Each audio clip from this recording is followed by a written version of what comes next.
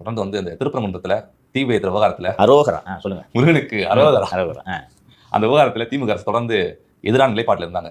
நேற்று முதலமைச்சர் அவர்கள் திண்டுக்கல்ல ஒரு நிகழ்ச்சிக்கு போயிட்டு கார்ல வந்து முருகன் வேலை எடுத்து குத்திட்டதா? வேலை எடுக்கலாம் குத்தல சார், திருப்பரங்குன்ற எல்லையில வந்துருக்காரா, கார் டயர் வெடிச்சிச்சு சார்.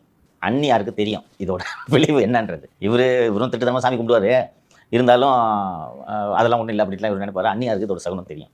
நீங்கள் எத்தனை சாமியை கும்பிட்டாலும் சரி, நீங்கள் பலர் கடவுள் இருக்கிறது என்று நம்புவதில்லை, நீங்கள் நம்புறீங்க கடவுளை.